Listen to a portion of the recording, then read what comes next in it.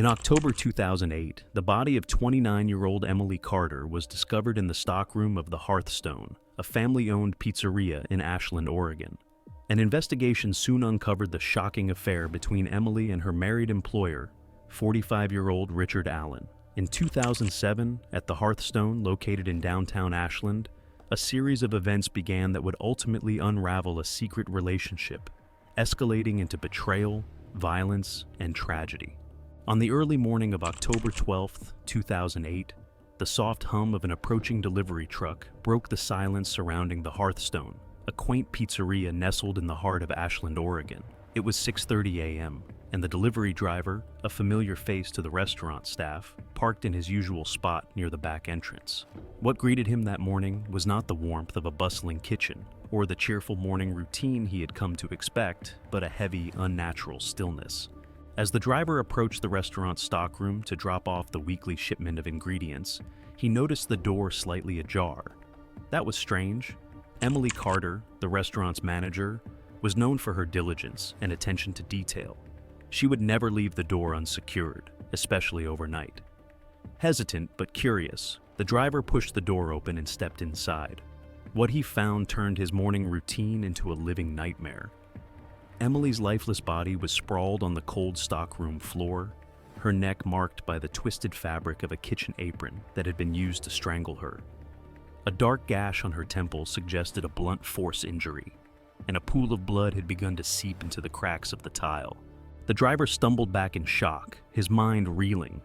The small-town community of Ashland prided itself on its safety and sense of camaraderie, and such a brutal scene felt unimaginable. Fighting panic, he reached for his phone to call the police, his trembling hands barely able to dial the numbers.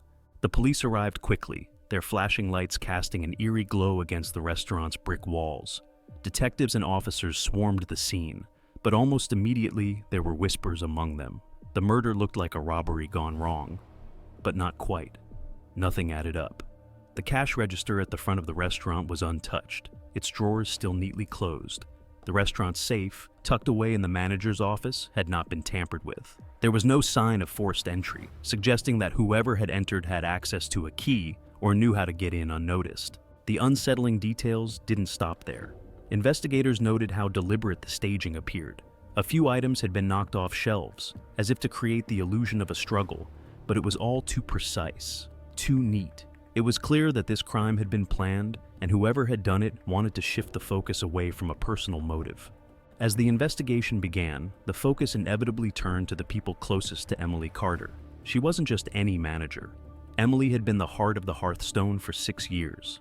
At 29 years old, she was widely respected for her work ethic, organization, and ability to connect with everyone she worked with. Yet, Emily's life was not as picture-perfect as it seemed. Emily had grown up in Ashland, the middle child of a modest family, and had carved out her own path with grit and determination. While she appeared to be a woman in control, her close friends knew otherwise. Behind her bright smile and professionalism, Emily was carrying secrets that would shock even those who thought they knew her best. She had been confiding in Megan, her closest friend, for months, sharing cryptic hints about a complicated situation at work. Megan had tried to press for details, but Emily had always deflected, saying only that it was something she had to figure out on her own. The truth was, Emily had become entangled in an affair with Richard Allen, the restaurant's owner. Richard, at 45, was a pillar of the community, known for his charm and generosity. He was the type of man who could command a room, hosting charity events, and sponsoring the local soccer league. He had built the Hearthstone from the ground up with his wife, Laura, and was admired for his business savvy. But behind closed doors, Richard's life was crumbling. The restaurant, while outwardly successful, was under financial strain. Bills were piling up, and profits had dipped in recent months, though he kept these struggles hidden from everyone, including his wife. It was during these late nights, poring over ledgers and receipts, that Richard and Emily's relationship had crossed a professional boundary. What began as harmless late-night conversations about work had deepened into something neither of them had anticipated. Richard found solace in Emily's youthful energy and understanding nature, while Emily was drawn to Richard's charisma and the authority he wielded. Their relationship was intoxicating, a dangerous mix of passion and secrecy, and it quickly spiraled out of control. Richard's wife, Laura, had started noticing the cracks in their marriage long before Emily's death. At 42, Laura had spent the last 20 years building a life with Richard, raising their 2 teenage sons while he focused on the restaurant. She had always admired his drive, but lately, his late nights and growing distance were impossible to ignore. Laura had asked him more than once if everything was okay, her voice tinged with concern, but Richard always reassured her with the same excuses. "The restaurant's just demanding more of me these days," or "it's just the finances, nothing to worry about." Deep down, Laura sensed something was wrong. She noticed the way Richard's demeanor changed when Emily was around. He was always attentive, always finding reasons to involve Emily in discussions that didn't require her input. Laura told herself she was overthinking things, that Richard was simply invested in mentoring his staff. But the doubts lingered. Meanwhile, Emily had grown increasingly restless. The affair, which had once felt thrilling, now felt suffocating. She had confided in Megan about her frustration, describing how Richard seemed unwilling to make any real changes in his life. "He's not going to leave her," Megan had warned. Emily had brushed it off, but Megan's words echoed in her mind. In the weeks leading up to her murder, Emily had begun pulling away, refusing to meet Richard after hours and avoiding their usual late-night phone calls. Richard had noticed the shift, and it unnerved him. As detectives pieced together Emily's final days, these tensions began to surface. They spoke to co-workers who described an unspoken but palpable chemistry between Emily and Richard. Staff members mentioned noticing how Richard's eyes lingered on Emily during staff meetings, how he always found excuses to talk to her, even when it wasn't necessary. Some even recalled moments of tension between the two, quiet arguments behind closed doors that left Emily looking flustered. The threads of Emily's life, once so tightly woven, were unraveling, and as investigators delved deeper, it became clear that her death was not a random act of violence, but the result of a tangled web of secrets, lies, and betrayal. In the quiet hours of the night on October 11th, 2008, the hearthstone sat dark and empty, its cozy dining area devoid of its usual hum of conversation and clinking plates. Outside, a light drizzle tapped against the windows as Richard Allen sat alone in his car in the nearly deserted parking lot. The glow of the dashboard illuminated his tense face as he rehearsed what he planned to say. His hands gripped the steering wheel tightly, and his heart raced with a mix of dread and resolve. Inside the restaurant, the stage was set for a confrontation that had been building for months. By this point, Richard's relationship with Emily Carter had reached a breaking point. What had started in 2007 as long, casual conversations after work, discussions about improving business, personal goals, and dreams, had gradually grown into something far more dangerous. At first, Emily had been hesitant to cross the line. She respected Richard's position as her employer and was well aware of his marriage to Laura. But Richard had a way with words. He could make anyone feel important, valued, and special. Emily, caught in a vulnerable moment of her life, was no exception. Richard painted an appealing picture of a future with her. He spoke of leaving Laura, of starting over, of running the restaurant together as equals. For a while, Emily believed him. She told herself that he was serious, that the late-night drives and secret meetings were just the beginning of something more meaningful. But as the months stretched into years, her patience began to wear thin. By the summer of 2008, the cracks in their relationship were impossible to ignore. Emily had started to grow restless. She was tired of being Richard's secret, tired of the lies and the guilt. She had begun to see the promises for what they were: empty. Richard had no intention of leaving his wife. He loved his public image too much. His family, his reputation, and the hearthstone were all intertwined. To leave Laura would mean risking everything he had worked for, and he wasn't willing to take that chance. Their arguments became more frequent. Emily, once quiet and accommodating, began to push back. She wanted more from him: public acknowledgement, commitment, and action.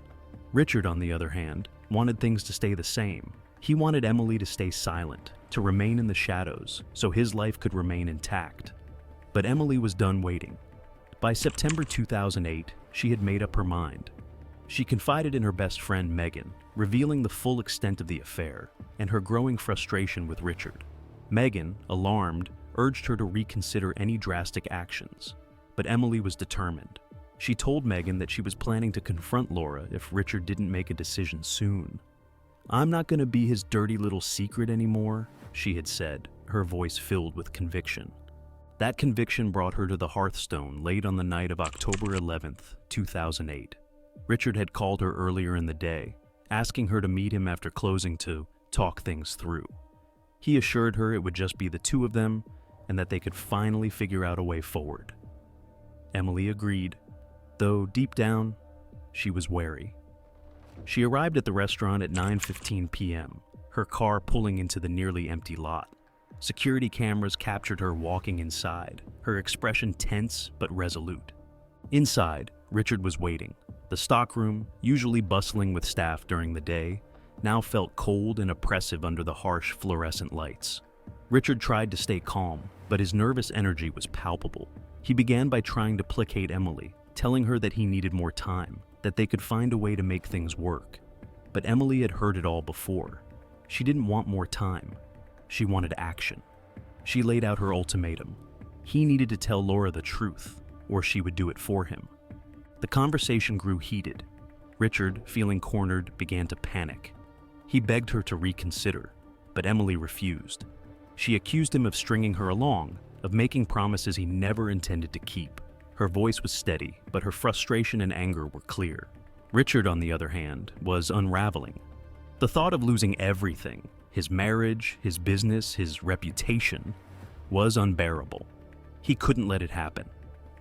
In his desperation, Richard's mind raced for a solution, but the only thought that surfaced was to stop Emily. His emotions boiled over, and in a moment of blind rage, he acted. He grabbed a kitchen apron from a nearby counter and lunged at her. Emily's eyes widened in shock as he wrapped the fabric around her neck, pulling it tight. She struggled, clawing at his hands, but he didn't let go. He couldn't let go. The room filled with the sound of her muffled gasps and the scrape of her shoes against the tile as she fought to break free. Finally, she stopped struggling. Her body went limp, collapsing to the floor. Richard stood over her, his chest heaving as the reality of what he had done began to sink in. But panic soon replaced shock. His mind screamed at him to act, to cover his tracks, to make it look like something else. Anything else. He looked around the room, his eyes darting to the shelves and counters. Grabbing a nearby wine bottle, he struck Emily's head, ensuring she wouldn't wake up. Blood pooled around her, staining the floor in a dark, spreading circle. He then knocked over a few items, hoping to stage the scene to look like a robbery gone wrong. But no matter what he did, the sight of Emily's lifeless body haunted him. The night was silent again as Richard slipped out of the restaurant. The rain had stopped, but the air was thick with humidity, clinging to his skin as he climbed into his car. The clock on the dashboard read 11:45 p.m. as he drove away, leaving behind the lifeless body of a woman whose only crime had been believing in his promises. The Hearthstone, once a place of warmth and community, now held a dark secret that would soon unravel, exposing the tangled web of lies and betrayal that led to Emily Carter's tragic end. In the days following October 12, 2008, the murder of Emily Carter sent shockwaves through the quiet town of Ashland, Oregon. The Hearthstone, once a symbol of community and comfort, was now the epicenter of a tragedy that no one could make sense of. The police initially approached the case as a possible robbery gone wrong. The scene in the stockroom, a few scattered items, Emily's lifeless body, and the faint scent of cleaning chemicals seemed to suggest it. But as the investigation deepened, cracks in that theory began to appear. Detective Sarah Bennett, a seasoned investigator with a reputation for meticulous work, was among the first to sense something wasn't right. She had been on countless robbery cases, and this one felt staged. The untouched cash register, the lack of forced entry, and the oddly deliberate scattering of items all raised questions. While the initial assumption was that a stranger had broken in, Detective Bennett couldn't ignore the possibility that this crime was far more personal. The level of violence, Emily's strangulation, and the blunt force trauma to her head suggested a level of rage that didn't align with a random robbery. As the investigation moved forward, the police began interviewing those closest to Emily. Richard Allen, as the owner of the restaurant and Emily's employer, was one of the first people contacted. He seemed cooperative at first, expressing shock and grief over Emily's death. He described her as a valuable employee and someone he admired for her dedication to the Hearthstone. But there was something about his demeanor that unsettled Detective Bennett. His answers were rehearsed, his emotions controlled in a way that felt unnatural. And then there was his body language. He avoided eye contact, his hands fidgeted, and his voice occasionally cracked under the weight of certain questions. Despite his initial cooperation, Richard's alibi was vague. He claimed to have been at home on the night of the murder, catching up on paperwork for the restaurant. Yet, when pressed for details, what time he went to bed, whether anyone could confirm his whereabouts, his responses faltered. He mentioned no witnesses who could corroborate his story, which struck the detectives as odd. Most people, even when spending a quiet night at home, could account for something. A phone call, a receipt from a late-night trip to the store. Richard offered nothing. The turning point came when forensic evidence began to speak louder than words. A thorough examination of the crime scene revealed fibers on Emily's clothing that matched the fabric of a jacket later found in Richard's car. His fingerprints were also discovered on a bottle of cleaning solution left near Emily's body, a detail that was difficult to explain given his claim of not being at the restaurant that night. Forensic analysis placed Richard at the scene with a precision that could not be ignored. As the evidence against him mounted, a new layer of the story emerged. Emily's best friend, Megan, came forward with information that would seal Richard's fate. In the weeks leading up to her death, Emily had confided in Megan about her affair with Richard. Megan, visibly shaken as she recounted their conversations to the detectives, revealed how Emily had been growing increasingly fearful of Richard's temper. Emily had told her about the arguments, about how Richard seemed to unravel whenever she pushed him to make a decision about their future. She had even shown Megan texts from Richard, messages that alternated between desperate pleas to keep their relationship secret and veiled threats about what would happen if she didn't. Megan handed over the texts, which painted a picture of a man spiraling under the weight of his own deception. One message in particular stood out to the detectives. Sent just days before Emily's murder, it hinted at Richard's growing desperation and fear of losing everything. It was enough to warrant a deeper look into his life, and what they found confirmed their suspicions.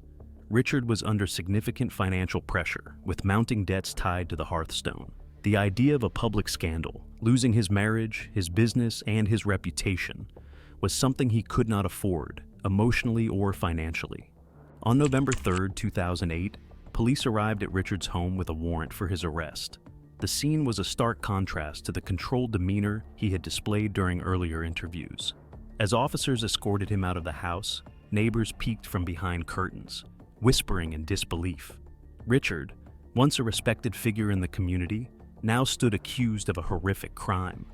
At the police station, Richard initially maintained his innocence, repeating the same rehearsed statements he had given before. But as the interrogation stretched into the early hours of the morning, his composure began to crack. Detective Bennett pressed him with the evidence, his fingerprints, the fibers, the texts from Emily, and slowly the weight of it all began to break him down. His shoulders slumped, his voice wavered, and finally, he confessed. Richard described the murder as a moment of weakness, an act committed in the heat of the moment. He claimed he had never intended to kill Emily, that the confrontation that night had spiraled out of control. He painted himself as a man under unbearable stress, overwhelmed by financial troubles and the fear of losing his carefully constructed life. It was an accident, he insisted, though the detectives listening to his account were skeptical. The deliberate staging of the crime scene and the brutality of the attack suggested otherwise. As his confession ended, Richard slumped back in his chair, his face pale and drawn. He seemed less like the confident business owner the town had once admired, and more like a man haunted by the weight of his actions.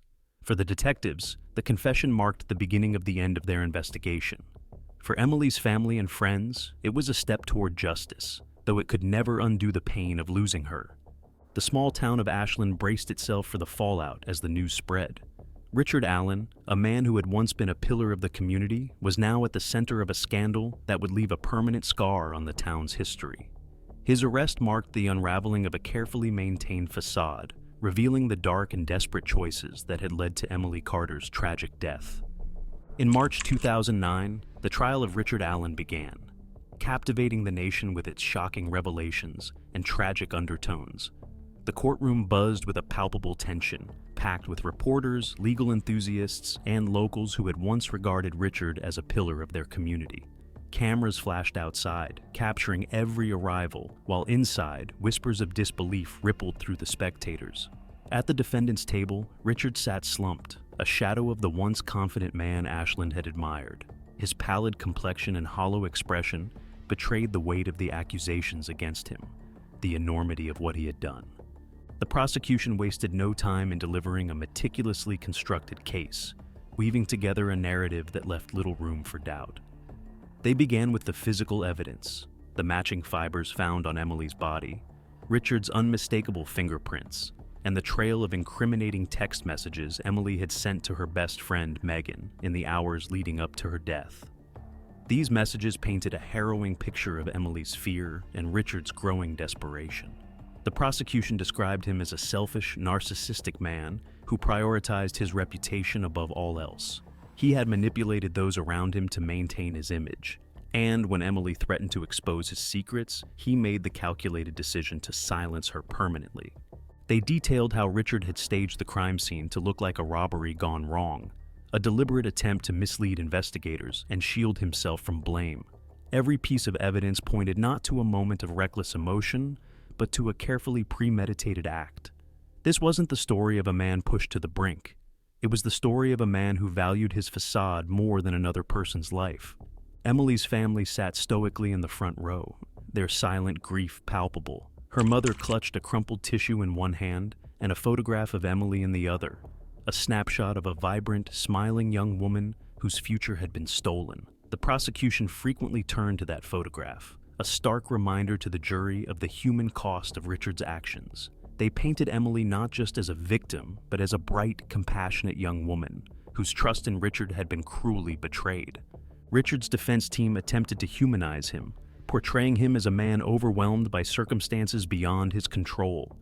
They argued that his failing finances, the pressure to maintain his business, and the fear of his life unraveling had driven him to act out of desperation. They claimed the crime was not premeditated, but the result of immense stress that had pushed him to a breaking point. However, the jury wasn't swayed. The prosecution had already dismantled this narrative by presenting the meticulous way Richard had staged the crime scene and the calculated steps he took afterward. His cold demeanor in the aftermath and lack of remorse only reinforced the image of a man fully aware of his actions. On April 15, 2009, after weeks of gripping testimony, the jury returned with their verdict: guilty of first-degree murder. The room fell into a stunned silence, the weight of the decision settling heavily over everyone present. Then, the quiet was broken by Emily's family, who sobbed openly, clutching one another as they processed the moment. For them, it was a bittersweet victory. Justice had been served, but it could never undo the pain of losing Emily. Across the courtroom, Richard sat motionless, staring ahead as the judge delivered his sentence: life in prison without the possibility of parole. His face betrayed no emotion, but the finality of his fate was unmistakable. The once respected businessman and community leader had fallen, his life reduced to a cautionary tale of greed and betrayal. The impact of Richard's actions reverberated far beyond the trial. For Emily's family, the verdict offered a sliver of closure, but no true relief from their grief. Her absence was a wound that would never fully heal. The hearthstone, Richard's pride and joy, shuttered its doors not long after, a symbol of the ruin he had brought upon himself and those around him. The building, once a bustling hub of activity in Ashland, stood abandoned, its empty halls echoing the weight of the tragedy. For the people of Ashland, the loss of Emily and the betrayal by Richard left scars that wouldn't easily fade. The town, once united by its admiration for Richard's success, was now bound by a shared sense of betrayal and loss. Emily's story became a cautionary tale, a painful reminder of how ambition and selfishness, left unchecked, could devastate lives and tear apart communities. The tragedy of her death lingered in the hearts of those who knew her, a haunting echo that would not be silenced. Make sure to like and subscribe so you don't miss out on our daily updates. You can also check out another shocking case we covered: newlywed husband's discovery of wife's trans identity ends in murder. Don't forget to let us know your thoughts in the comments section below.